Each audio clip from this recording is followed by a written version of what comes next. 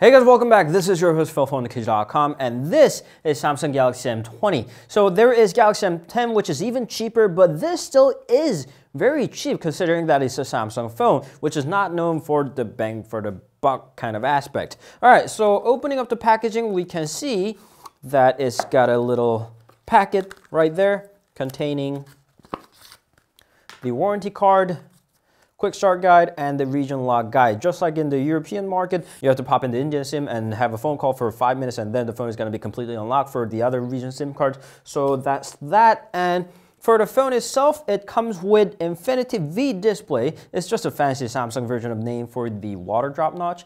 Dual cameras, 5,000 mAh battery, and to compensate that, it's got quick charge through USB-C port. With that, it's got 3 gigs of RAM with 32 gigabytes of storage and 4 gigs of RAM with 64 gigabytes of storage, and it's retailing at under $200 US. So the 3 gigs RAM model is around 160, 50 US dollars, and 4 gigs of RAM model is around $180-ish. It seems like the third-party retailers are having some premium on top of it.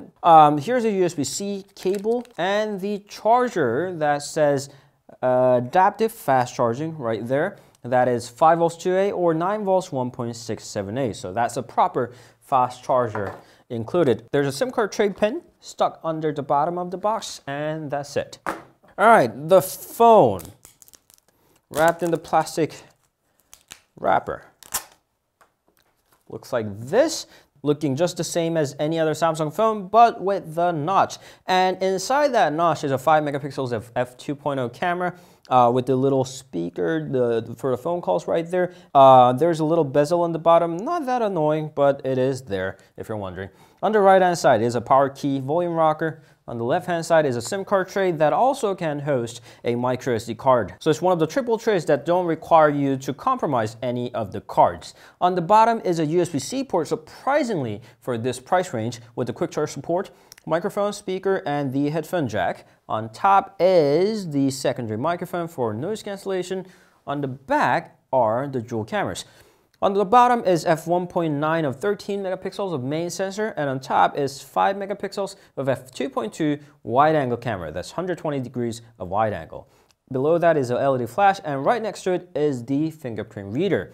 The Galaxy M10 does not come with the fingerprint reader, so you had to use the face recognition through the front-facing camera, but you're given one more biometric security system on the M20. Samsung logo, and that's pretty much it. The back of the Galaxy M20, just like the M10, is also glossy and doesn't look that premium. Not that I expected it from sub $200 device, but you know, it could have been more uniform with the coatings and stuff. So I reckon it would have looked a lot better with the matte finish. I don't know why Samsung chose with the glossy finish. And the phone is booted up and ready. The launcher looks like this. This is Samsung Experience 9.5 on top of Android 8.1. You can pull down the notification bar. Looks like this.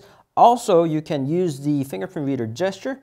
You can just swipe on that to bring down the notification bar. Let's go to the display section. Navigation bar is interesting. You can switch between the classic navigation bar on the bottom or the full screen gestures that you can just pull from the bottom bars of 3. So you can utilize your display fully without that bar on the bottom.